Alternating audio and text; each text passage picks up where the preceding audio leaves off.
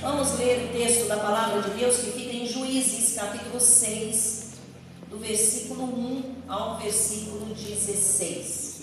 Juízes, Velho Testamento, capítulo 6, fica logo depois de Josué, Juízes. Todos já acharam, amém? Amém. Isso da Bíblia, Gênesis, Êxodo, Levítico, Números, Deuteronômio, Josué, Juízes. Capítulo 6, nós vamos ler do versículo 1 ao 16, diz assim: De novo os israelitas fizeram o que o Senhor reprova, e durante 7 anos ele os entregou nas mãos dos midianitas. Os midianitas dominaram Israel, por isso os israelitas fizeram para si esconderijos nas montanhas, nas cavernas e nas fortalezas. Sempre que os israelitas faziam as suas plantações, os midianitas, os amalequitas e outros povos da região a leste deles as invadiam. Acampavam na terra e destruíam as plantações ao longo de todo o caminho até Gaza e não deixavam nada vivo em Israel, nem ovelhas, nem gado, nem jumentos. Eles subiam trazendo os seus animais e suas tendas e vinham como enxames de gafanhotos. Era impossível contar os homens e os seus camelos. Invadiam a terra para devastá-la. Por causa de Midian, Israel empobreceu, tanto que os israelitas clamaram por socorro ao Senhor. Quando os israelitas clamaram ao Senhor por causa de Midian, e ele lhes enviou um profeta que disse: Assim diz o Senhor, o Deus de Israel: Tirei vocês do Egito, da terra da escravidão. Eu os livrei do poder do Egito e das mãos de todos os seus opressores. Expulsei-os e dei a vocês a terra deles. E também disse a vocês: Eu sou o Senhor, o seu Deus. Não adorem os deuses dos amorreus, em cuja terra vivem. Mas vocês não me deram ouvidos. Então o anjo do Senhor veio e sentou-se sob a grande árvore de Ofra, que pertencia ao abiesrita Joás. Gideão, filho de Joás, estava malhando trigo num tanque de prensar uvas, para escondê-lo dos midianitas. Então o anjo do Senhor apareceu a Gideão e lhe disse: O Senhor está com você, poderoso guerreiro. Ah, Senhor, Gideão respondeu: Se o Senhor está conosco, por que aconteceu tudo isso? Onde estão todas as suas maravilhas que os nossos pais nos contam quando dizem: Não foi o Senhor que nos tirou do Egito? Mas agora o Senhor nos abandonou e nos entregou nas mãos de Midian. O Senhor se voltou para ele e disse: Com a força que você tem, vá libertar Israel das mãos de Midian. Não sou eu quem o está enviando? Ah, Senhor, respondeu Gideão, como posso libertar Israel? Meu clã é o menos importante de Manassés e eu sou o menor da minha família. Eu estarei com você, respondeu o Senhor, e você derrotará todos os midianitas como se fossem um só homem. Amém, queridos? Glória a Deus. Eu vou estar falando com os irmãos sobre quando o clamor é ouvido e atendido. Amém? Quando o clamor é ouvido e atendido. Essa história, a história de Gideão, é uma história interessante que contém muitos ensinamentos espirituais e também fala do sobrenatural de Deus, fala daquilo que o Senhor fez de uma forma milagrosa, né? Vamos chamar até assim de espetacular, exagerada, porque o Senhor fez algo maravilhoso através do seu próprio poder, porque não usou nem os homens, né? Você que conhece a história de Gideão sabe que Gideão, ele arregimentou um exército de 32 mil para batalhar contra esses povos, né, que vinham contra eles, que eram os midianitas, os amalequitas e os povos da região que vinham contra Israel. Israel então, né, fez um grande exército, arregimentou um bom exército, só que Deus foi passando, né, deixando passar. Não, esse não, passa, não vamos batalhar com 32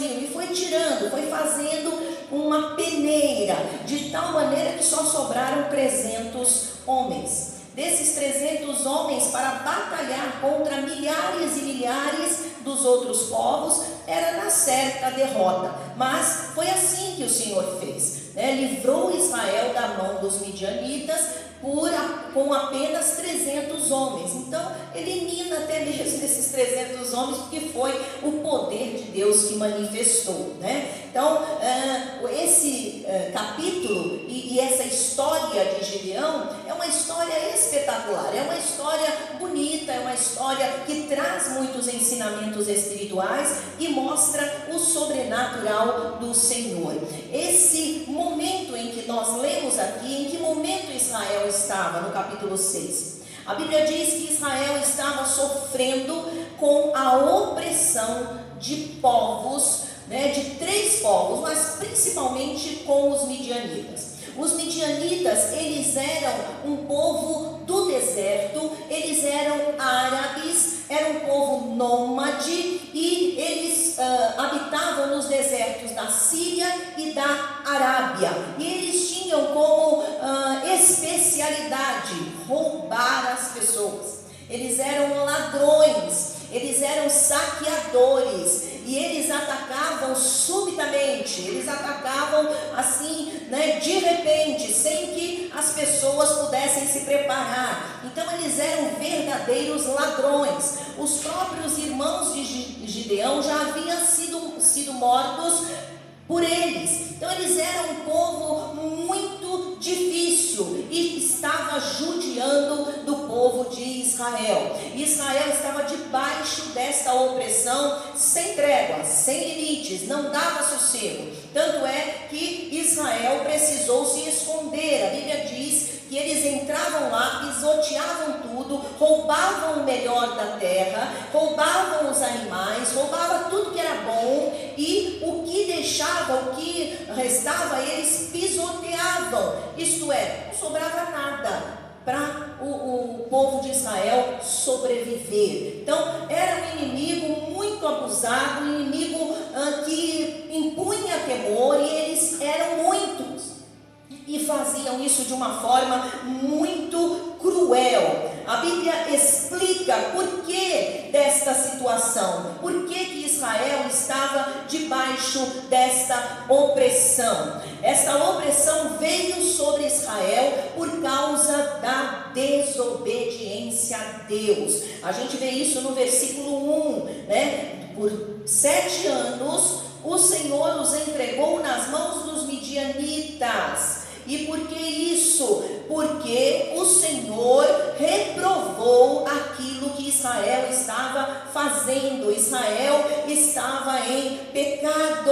O povo de Deus não somente desobedecia às ordens do Senhor, os mandamentos do Senhor, mas o povo também se jogou à idolatria, ofendendo ao Senhor. E mais para diante nós lemos isso, que o Senhor disse para eles: não se envolvam com a idolatria. A idolatria vai abrir brechas na vida de vocês. A idolatria vai trazer derrota sobre a vida de vocês. E aí eles foram e começaram a se envolver, e o Senhor disse: vocês não me ouviram. Então, basicamente, a razão porque o povo de Israel estava vivendo esta opressão sem trégua era por causa da desobediência aos mandamentos do Senhor, e especialmente por causa do pecado da idolatria.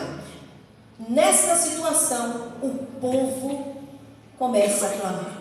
A Bíblia diz que o povo clamou ao Senhor. O clamor de Israel foi ouvido e atendido por Deus. Porém, Israel precisou fazer a parte dele para que Deus pudesse fazer a sua. E é sobre isso que eu quero falar com os irmãos. Quando é que o clamor é ouvido e atendido? Quando é que o nosso clamor a Deus é ouvido e atendido? A Bíblia diz que Israel clamou em todas as circunstâncias ruins e Deus os ouviu e os atendeu. Quando é que o clamor que fazemos a Deus é ouvido e atendido. A primeira coisa, quando ele é feito. Quando eu clamo. Olha o que diz lá o versículo 6 até o versículo 8. Capítulo 6 de Juízes, versículo 6 a 8. Por causa de Midian, Israel empobreceu, tanto que os israelitas clamaram por socorro ao Senhor. Quando os israelitas clamaram ao Senhor por causa de Midian, ele lhes enviou um profeta que disse: assim diz o Senhor, o Deus de Israel: tirei vocês do Egito, da terra da escravidão. Amém? Quando é que o clamor é ouvido e atendido? Quando ele é feito. Muitas das vezes, queridos, nós passamos por lutas e aflições. Vamos até começar com o próprio exemplo do povo de Israel. O povo de Israel ficou por 7 anos escravizado por esses povos. Midian entrou em Israel e massacrava Israel e deixou Israel por 7 anos vivendo na miséria, na pobreza, porque eles roubavam tudo, e quem quisesse confrontá-los, resisti-los, eles matavam. Mas eu pergunto, por que eles tiveram que esperar 7 anos para clamar? Por que ficaram tanto tempo sendo oprimidos? Vejam que a palavra de Deus registra o tempo. Por 7 anos eles ficaram oprimidos até que eles resolveram clamar. Então, quando que é que Deus ouve o clamor? Quando eu faço, quando você faz. Muitas das vezes estamos passando por lutas e problemas, e o que a gente faz? A gente ou se resigna, ou murmura bastante, ou pede outra pessoa para clamar por nós, ou simplesmente a gente dá um significado, considero meio biruta, mas tem gente que faz isso, para a sua dor, para o seu sofrimento, tipo, é meu karma. E eu digo para você, karma aí, irmão, viu? Karma aí. Você não precisa ficar sofrendo, amargando com o sofrimento, amargando com a opressão dos inimigos. Não, você deve clamar ao Senhor. Lá em Jeremias 33, versículo 3, o Senhor diz ao seu povo: clama a mim que eu vou te responder e vou te anunciar coisas grandes e maravilhosas que você não sabe. Amém, meu irmão? É importante que nós entendamos que o Senhor, Ele vai ouvir e atender o meu clamor quando eu clamar. O Senhor nos manda clamarmos. O Senhor não quer que fiquemos justificando dor. Não quer que nós reajamos diante da dor com passividade. Mas deseja que eu e você abramos a boca e clamemos pelo seu nome. E clamemos pelo seu livramento. O Senhor deseja que nós clamemos, irmãos. E eu quero dizer aqui sobre a questão do clamor. Clamar não é chamar gatinho. O que é chamar gatinho?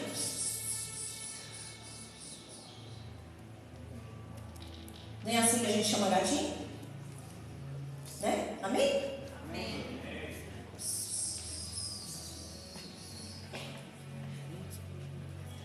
Clamar é o ponto alto da oração. Clamar é quando você eleva ao Senhor um grito de socorro. Oh Deus, vem me socorrer. Aí algumas pessoas dizem: não, mas Deus não é surdo. Mas é Ele que manda que clamemos. E clamor não é chamar gatinho. Clamor não é orar em pensamento. Eu vou clamar a Deus.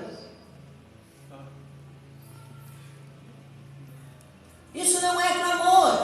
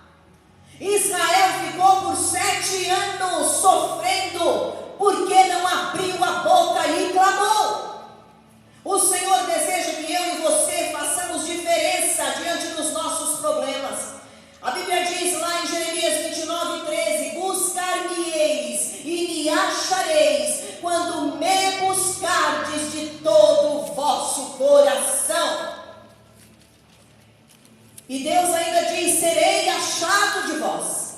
Então é importante, meus irmãos, que não fiquemos administrando as coisas, as dores, os sofrimentos, achando tipo, tem que ser assim. Não, você não clamou.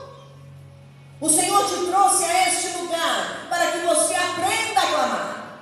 O Senhor te trouxe neste culto para você abrir a tua boca e clamar ao nome do Senhor. Amém?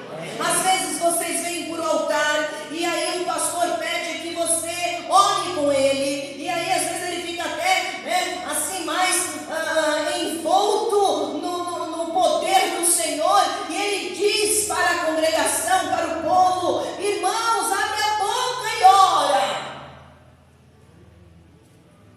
Nós ficamos aqui no altar chamando o gatinho.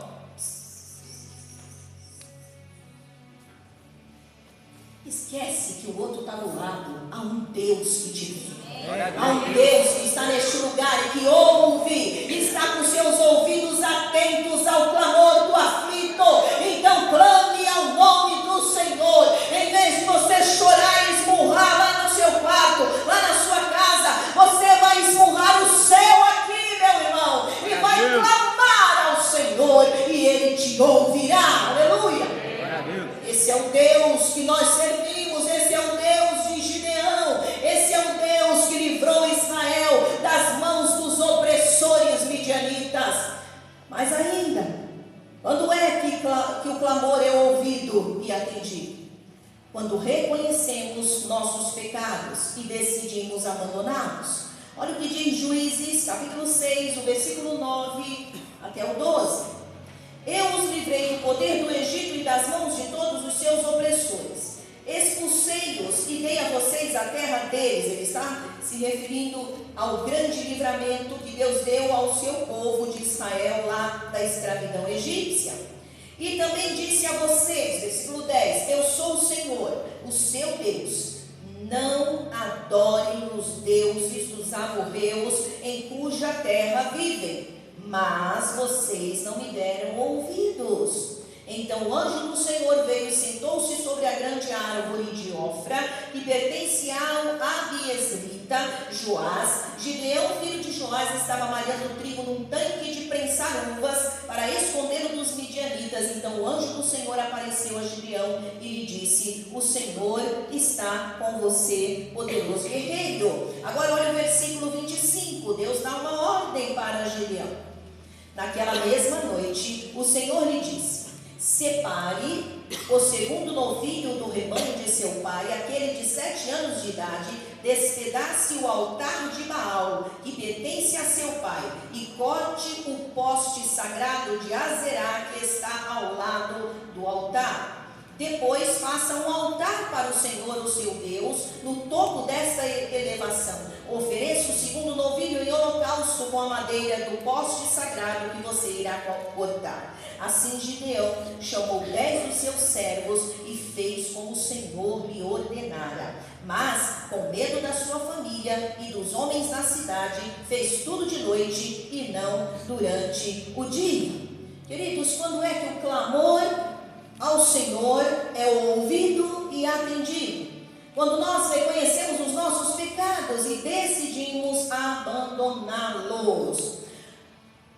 Esse texto nos mostra que a razão por que o povo estava sofrendo humilhação, sofrendo opressão, sofrendo invasão, sofrendo miséria, pobreza, era por causa de eles terem desobedecido ao Senhor, de eles terem se misturado com os povos da terra, mas principalmente com as suas idolatrias. O Senhor denuncia isto neste texto. Era o pecado da desobediência, mas principalmente o da idolatria. E o Senhor diz que só poderia atendê-los se de verdade eles tirassem tudo isto da vida deles. Era necessário que eles reconhecessem. A Bíblia diz que o Senhor orientou a Gideão, que Gideão ali se tornou um canal de bênçãos, um canal para Deus falar com o seu povo, para Deus purificar o seu povo. agora ele derruba o altar de Baal. Derruba os altares. Derruba o poste ídolo. Derruba tudo. E faça um altar ao Senhor. Isto é, tira o pecado. Tira a idolatria. Derrube os ídolos. Derrube os altares dos ídolos. E depois edifica um altar somente para mim, disse o Senhor. Para quê? Para que vocês possam ser abençoados. Queridos, eu quero destacar uma coisa aqui que muitas vezes nós temos falado e que em nome de Jesus possa entrar no seu coração e mudar a sua vida. O pecado, ele é a porta de entrada para todos os sofrimentos na vida humana.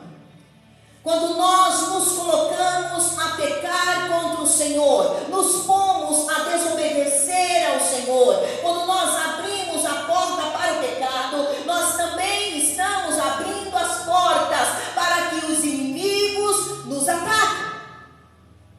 Muitas pessoas dizem assim: eu estou sofrendo isso porque Deus quis assim. Não!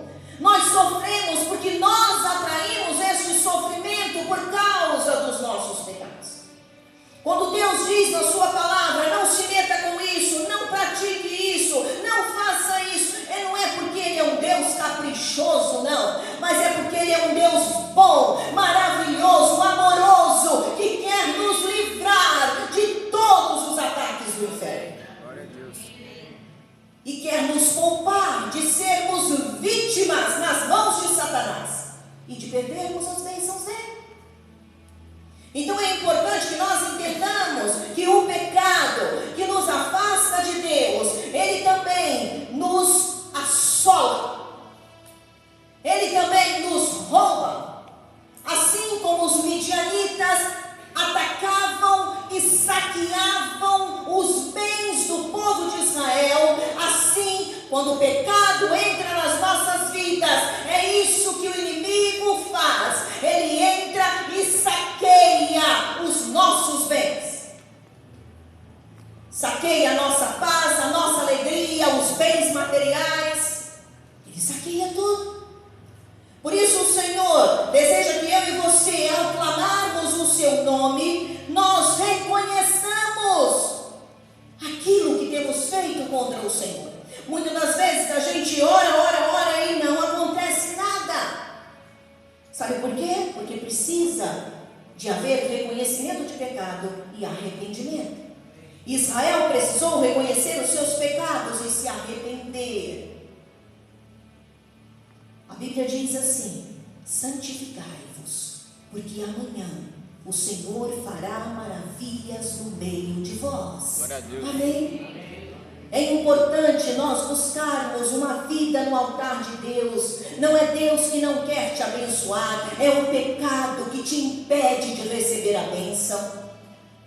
Quantas pessoas que vamos orar por elas particularmente, e elas estão pedindo alguma coisa, e enquanto nós oramos, o Senhor começa a mostrar a idolatria nisso, há ídolos aqui, há coisas erradas aqui, que precisa haver arrependimento. O pecado nos afasta de Deus. A Bíblia diz que não é o Senhor que se afasta de nós, mas é o pecado que nós praticamos, que nos afasta de Deus e não permite que nós enxerguemos ao Senhor. É o pecado. Então é importante que reconheçamos. Para quê? Para que nós não nos tornemos presa fácil do diabo. Se quisermos que o nosso Deus ouça o nosso clamor e nos ajude, é necessário reconhecer aonde temos pecado contra Ele e nos arrependermos. O pecado é a razão de todos os nossos problemas. Ele nos joga na zona do medo e da derrota. Ficamos acuados, tal como os midianitas faziam com Israel. Deixava-os acuados, escondidos, aprisionados. O Senhor deseja nos libertar, mas é importante tirarmos o pecado das nossas vidas. É importante que reconheçamos aonde temos pecado contra o Senhor. Quem sabe você tem levantado na sua vida ídolos do teu coração, coisas que você tem reverenciado, e isso tem aborrecido a santidade do Senhor e tem afastado as bênçãos de chegar na tua vida. O Senhor deseja perdoar todos os pecados. Jesus foi ao Calvário e o seu sacrifício foi suficiente para nos perdoar de todos os pecados. Amém. Mas só existe perdão de pecado quando há arrependimento. E eu só posso arrepender-me de algo se eu reconhecer este algo. Se eu ficar me justificando sobre os meus pecados, Gideão teve medo. Por que Gideão teve medo? Porque os altares pertenciam ao seu pai, à sua família. Gideão recebeu a palavra do Senhor e ficou amedrontado, mas a palavra de Deus diz que ainda assim ele o fez, e a bênção chegou para o povo de Israel. Diga aleluia. Vai chegar para mim também. Fala para o Senhor. Glória a Deus. Quando nós reconhecemos os nossos pecados e decidimos abandoná-los, a bênção do Senhor vem sobre nós. Lá em Provérbios, capítulo 28, versículo 13, diz que aquele que encobre as suas transgressões nunca prosperará, mas aquele que as confessa e deixa alcança misericórdia. Amém? Então não abrigue pecados na sua vida. Não aninhe no teu coração, na tua vida, pecados, porque estes pecados serão responsáveis pelos danos da sua vida e da sua alma. Lá em Josué 3, versículo 5, a palavra de Deus diz: santificai-vos, o Senhor vai fazer coisas maravilhosas, mas primeiro santifique-se. Mas ainda, amados, quando é que o clamor a Deus é ouvido e atendido?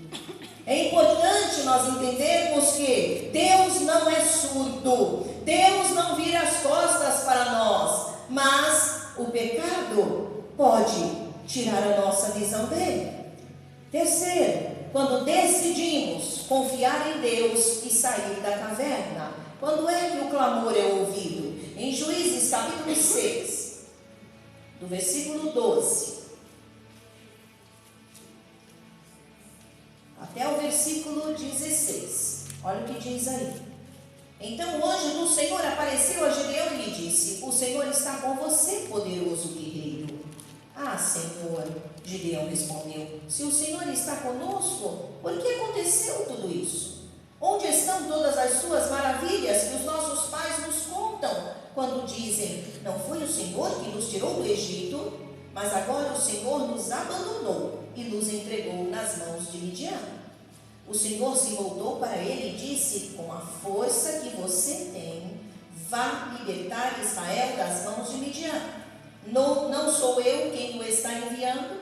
Ah, Senhor, respondeu Gideão, como posso libertar Israel? Meu clã é o menos importante de Manassés e eu sou o menor da minha família. Eu estarei com você, respondeu o Senhor, e você derrotará todos os midianitas como se fossem um só homem. Agora pula lá para o versículo 27. Assim, Gideão chamou 10 dos seus servos e fez como o Senhor lhe ordenara. Mas, com medo da sua família e dos homens da cidade, fez tudo de noite e não durante o dia. Versículo 34.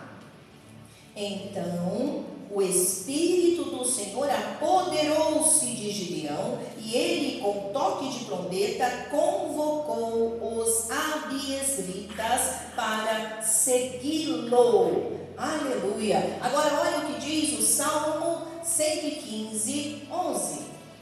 Abra sua Bíblia no Salmo, capítulo 115, o versículo 11.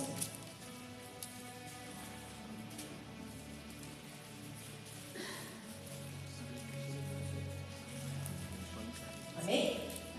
Vocês que temem o Senhor, confiem no Senhor. Ele é o seu socorro e o seu escudo. Amém? Vira para o teu irmão e diga: é preciso confiar. Fala ainda para ele, diz assim, com muito amor, mas com firmeza. Você ainda está duvidando? É preciso ter fé. Aleluia. Quando é que o clamor a Deus que fazemos é ouvido e atendido? Quando nós decidimos confiar em Deus e sair da caverna. A Bíblia diz que Gideão e o povo vivia escondido com medo dos inimigos. Diga medo. Queridos, o medo é gerado na incredulidade. O povo vivia incrédulo do poder do Senhor. O povo vivia incrédulo de que Deus os estava cuidando, de que Deus ainda era o Deus deles. O povo vivia incrédulo sobre se Deus era poderoso mesmo para livrá-los. Tanto é que quando o Senhor, na pessoa do anjo, fala com Gideão, a Bíblia diz que Gideão diz para ele: ei, se o Senhor é conosco, o Senhor é conosco? Como assim? Se o Senhor é conosco, por que nos está acontecendo isso, irmãos? Deus ignora aquela atitude, aquele palavreado incrédulo de Gideão e vai no foco certo. Ei, homem valente! Ei, homem guerreiro! Você vai livrar o meu povo das mãos dos inimigos na minha força. Aleluia! Diga amém. Amém. Glória a Deus. A fé de Gideão o revestiu de coragem.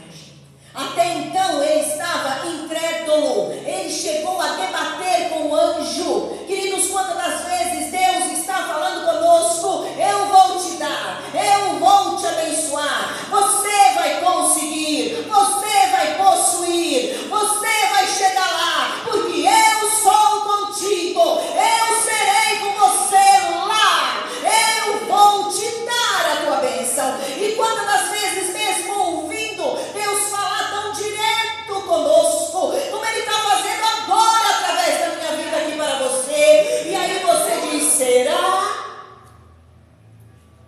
Como pode Deus me dar algo se eu não estou vendo nada, Senhor?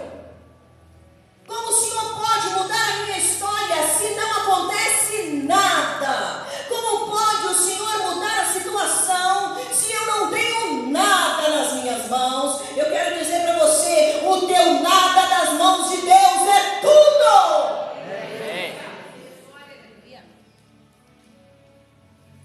Na realidade, Deus não precisa de nada mesmo para agir. Ele só precisa da tua fé. O clamor a Ele é ouvido e atendido quando nós agimos por fé. É necessário crermos. Gideão até então debatia com o anjo. Quantas das vezes estamos debatendo com o anjo? É por isso que ele teve medo para derrubar os altares a Baal. Eu quero dizer uma coisa para você com toda franqueza e propriedade: não tema o que Deus te manda fazer, faça, porque é bênção pura. Aleluia. Você não perde nunca. Ah, mas eu vou ficar desamparado. Eu vou. Você vai ser abençoado se ouvir e obedecer. E não ao contrário. A Bíblia diz que o Senhor não confunde nunca aqueles que nele confiam. Aleluia. É importante, queridos, nós exercitarmos a nossa fé. A fé que Gideão começou a despertar dentro de si. Quando o Senhor começou a cutucá-lo, Gideão pulava daqui, pulava de lá, mas o Senhor diz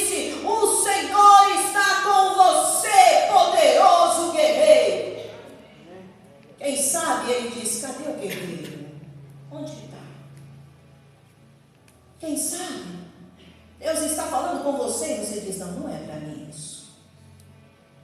Eu não tenho nem por onde começar. Eu não tenho nem como sonhar. Eu quero dizer para você que é contigo que Deus está falando. O Senhor fala particularmente conosco e com cada um individualmente. Ele está falando com você. Ele está dizendo para você: clame, clame a mim, creia, porque você vai ver o que você nunca viu, você vai experimentar o que nunca experimentou, e eu não vou usar as suas condições, porque eu não preciso delas, eu vou agir pelo meu poder, e você vai ser abençoado. Glória a Deus. Foi isso que o Senhor fez com o povo de Israel, através da vida de Gideão. Quando nós conseguimos crer, decidimos fazer isso de forma incondicional, quando eu decido crer incondicionalmente no poder de Deus, as forças começam a entrar. Parecendo aqueles super-heróis, né? Precisa tocar em alguma coisa para poder se transformar. Você não precisa tocar, você precisa deixar o Espírito Santo gerar fé no teu coração. Amém. A fraqueza é trocada pela força, porque as forças de Deus começam a emanar, e aí começa a correr nas tuas veias espirituais, e de covarde você vira corajoso, guerreiro, guerreira. Aleluia! A Bíblia diz que Gideão estava na condição de covarde, na condição de se esconder, na condição de fugir, na condição de guardar as coisas escondidas, porque o inimigo vinha para tomar. Mas quando ele começou a crer, as coisas mudaram. Aleluia! Se você continuar lendo, você vai ver esse texto e até o capítulo 8, você vai ver o que Deus fez na vida daquele povo, através da fé de um homem que resolveu crer, a despeito de toda a contrariedade de sua família. Os seus familiares estavam metidos até a cabeça com idolatria. A tendência do ser humano para idolatrar as coisas, amados, é um negócio absurdo. Lá no capítulo 8, que a gente não vai ler, mas depois se você quiser você leia e veja a história. É tão sério essa sutileza, essa capacidade de se corromper e de idolatrar coisas e fazer de coisas o nosso Deus. Isso é tão do ser humano caído, porque a nossa natureza é a natureza caída. Só em Cristo nós temos restauração. Sabe o que acontece? Esse povo, depois de toda a bênção que Deus deu a esse povo, porque esse povo ganhou dos midianitas e dos povos, com apenas 300 homens. Até outro dia o pastor pregou sobre isso aqui, com 300 homens que lamberam a água. Lembra que eram uns 32 mil, depois saiu 10 mil, né? Lembra disso? E foi ficando uns pinguinhos, até que sobrou só 300. E a seleção foi feita com aqueles que lambiam a água. Os que lamberam a água e não tiraram suas mochilas ou suas armas, não se desvencilharam delas, mas se mantiveram como verdadeiros guerreiros. A Bíblia diz que o Senhor disse: separa esses prestam, estão a postos. Somente 300 para batalhar contra milhares. Sabe o que a Bíblia diz? Que eles ganharam a guerra. Amém. Detalhe: mas como é que foi? Foi uma coisa assim, que parecia anjo? Não, eles nem usaram da espada. O Senhor foi no arraial dos inimigos durante a noite e começou a arrazoar o arraial dos inimigos, a ponto de eles começarem a ficar tão amedrontados, com tanto medo, eles foram ficando tão apavorados e descontrolados, que cada soldado midianita tirou da espada e ia matando uns aos outros. Eles mesmos se mataram durante a madrugada sem luz, porque o Senhor arrasou aquele lugar. Eu quero dizer para você que quando você crê, é Deus que batalha por você. Sem crer, você vive com medo, se acovarda, se esconde e o pior, perde a batalha. Mas quando você crê, você fica um guerreiro valente. Aleluia! Ninguém pode te resistir, porque quem guerreia as tuas guerras desde então é o Senhor. Aleluia! É Deus por nós. Quando nós entregamos as nossas guerras a Ele, amados, o Senhor quer nos despertar para entendermos que clamar a Ele é coisa muito importante, que estarmos na igreja não é simplesmente para ficarmos assentados recebendo algo ou um pozinho. O anjo vai passar com um pozinho, vai derramar na cabeça e aí eu vou ficar vencedor. Não! Existe a parte de Deus, mas existe a tua parte, e o Senhor diz para você: abre a tua boca e clama a mim, que eu vou fazer coisas novas. Aleluia! É isso que o Senhor quer que nós entendamos, para que Deus ouça e atenda. Eu preciso abrir a boca e clamar. Em vez de abrir a sua boca para murmurar, abra a sua boca para clamar. Em vez de abrir a sua boca para amaldiçoar. Quantas pessoas amaldiçoam a si mesmas?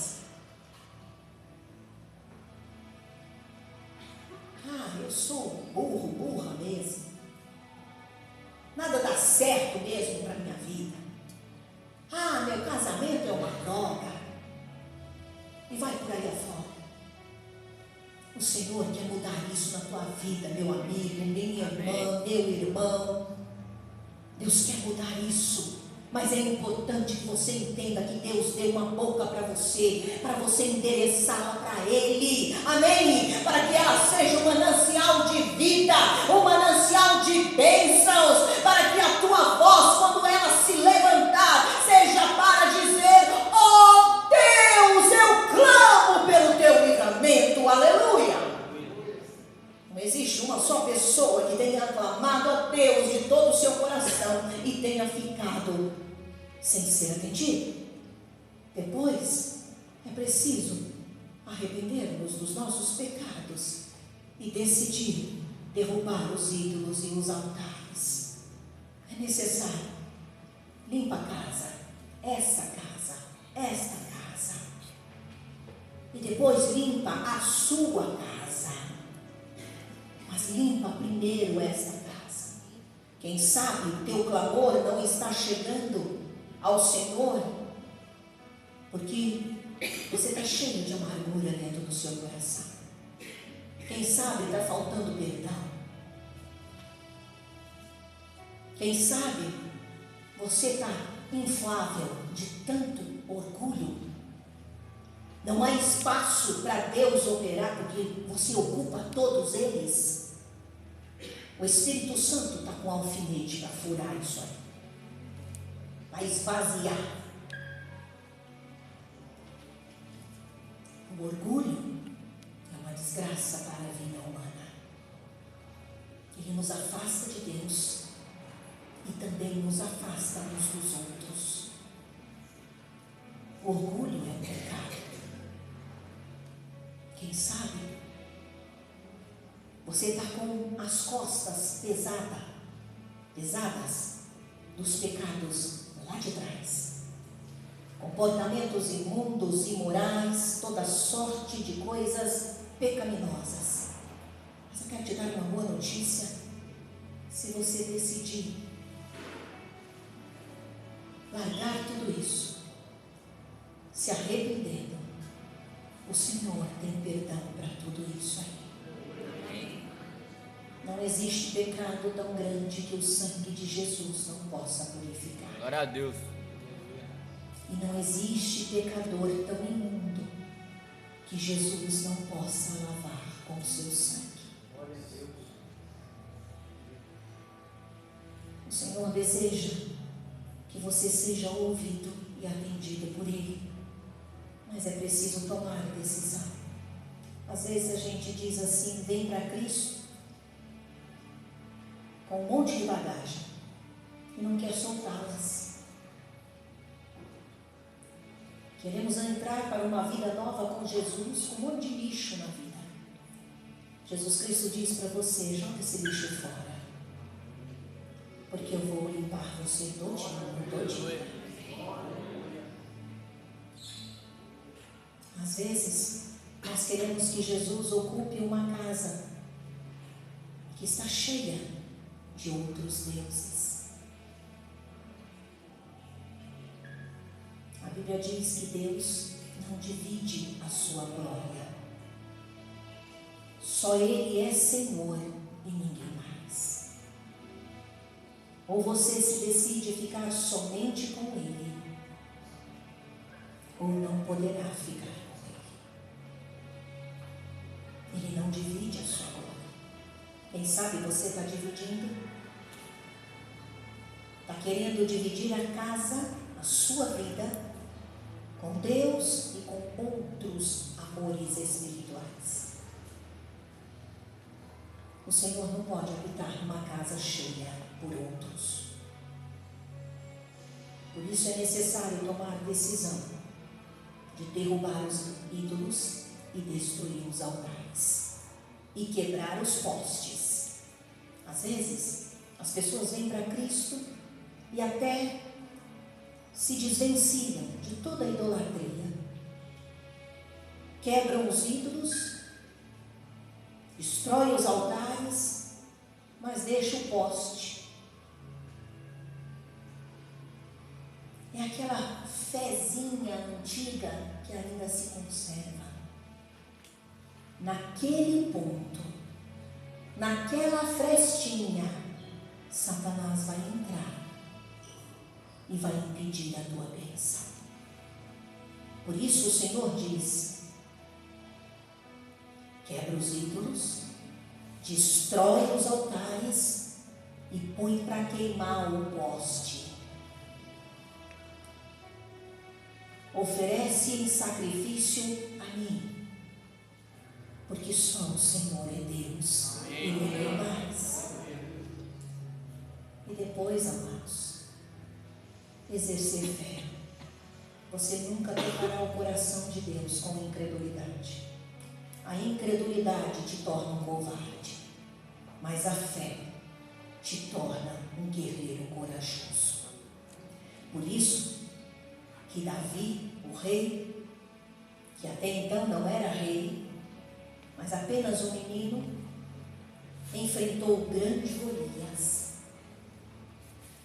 E ele disse na cara do Golias, quando Golias olhou para ele, o grande gigante, e começou a gargalhar e disse: que isso?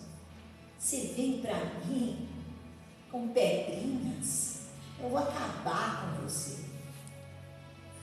Davi me abalou. Davi olhou bem na cara do gigante, tipo assim, ó.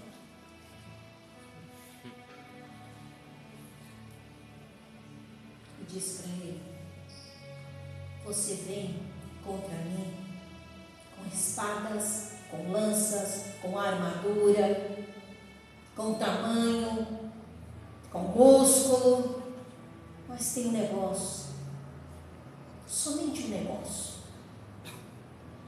eu vou contra ti em nome do Senhor dos Exércitos. Glória a Deus. E com esta pedrinha cheia de fé, eu vou derrubar você ao chão. E com a tua própria espada, eu vou cortar a tua cabeça. Isso é a fé.